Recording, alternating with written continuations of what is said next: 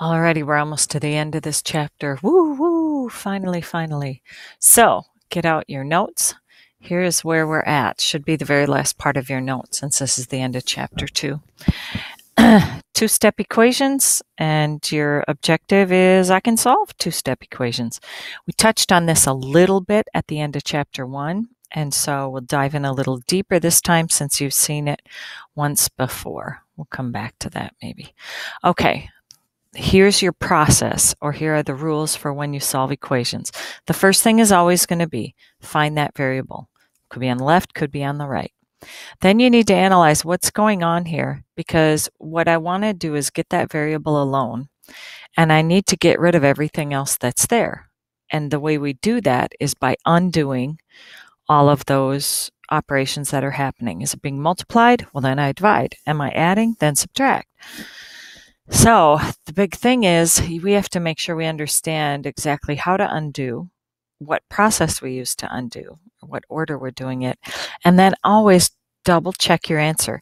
You have a calculator in front of you right here, so make use of it. It's a great tool to have, and if you check your answer, honestly, you'll never make a mistake in your final, because if it doesn't work, you're going to go back, fix it.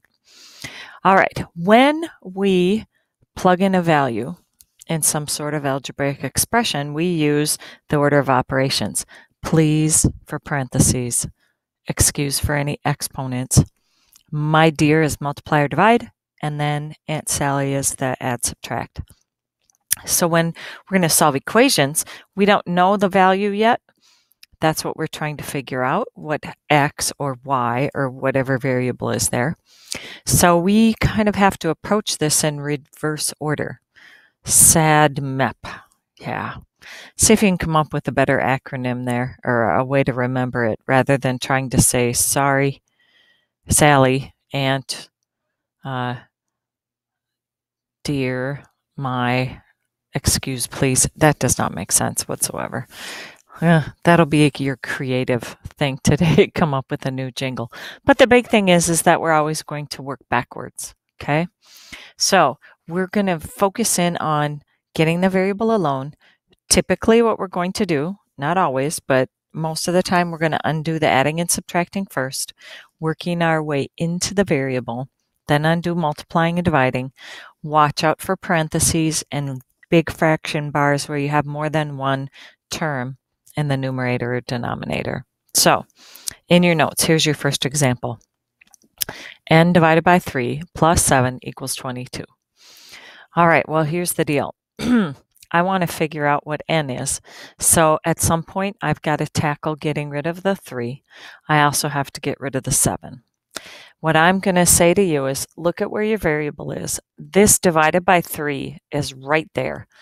Adding 7 is kind of dangling out here, and it's going to be our process to say attack from the kind of the furthest thing away in. Okay, so I'm going to attack this plus 7 with its inverse operation, which would be subtracting.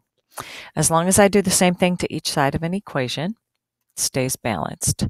7 and subtracting 7 goes to 0. And anything adding 0 is just that thing. So on the left side, I'm left with n divided by 3. However, over here, now you have 15. Now, I'm basically asking myself, what number, when I divide by 3, gives me an answer of 15? In your head, you're thinking, yeah, it's got to be something a lot bigger. How do I figure that out? Well, undo this dividing with a multiply. And sometimes it's easier to make a big old fraction bar, extend it out, and multiply by 3 over 1. Multiply by 3 over 1. This is really 15 over 1. A 3 in the denominator and a 3 in the numerator divide each other to be 1. And n times 1 in the numerator is n, and 1 times 1 in the denominator is 1. And in all honesty, that's just plain old n. And that's exactly what I wanted. Over here, you get 45. All right, now check your answer. Oh my goodness, you have this great tool right in front of you. So let's go back and plug it in, plug it in. So plug in 45 here over 3, or divided by 3, and then add 7. Crank it out in your calculator. 15, 7, you should get 22. Yes, sirree, that's what it is. It checks. Take the moment to do that to make sure you didn't miss a positive or negative sign or anything like that. All right, look at the next one. Here we go.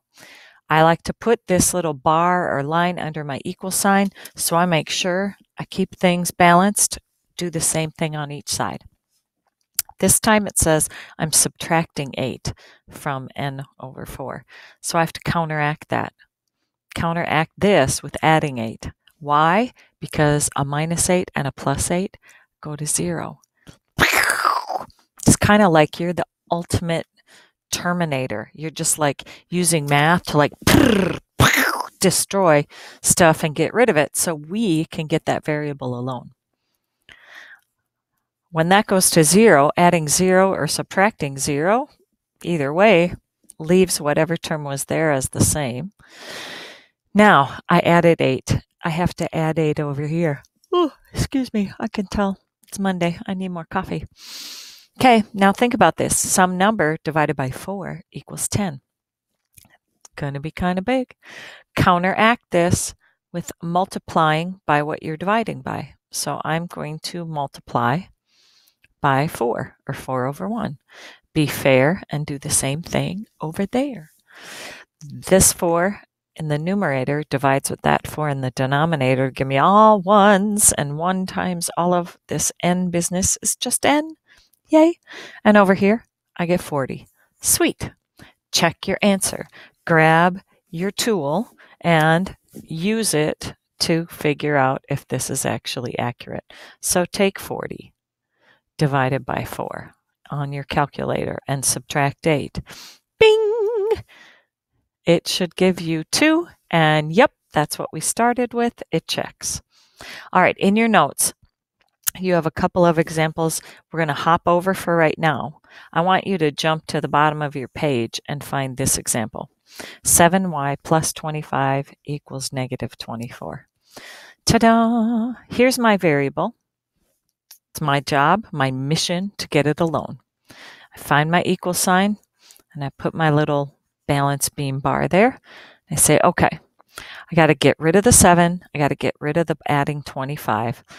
The first thing I'm going to annihilate, though, is the 25, because it's a little more separated from the multiplying. Okay, first things first.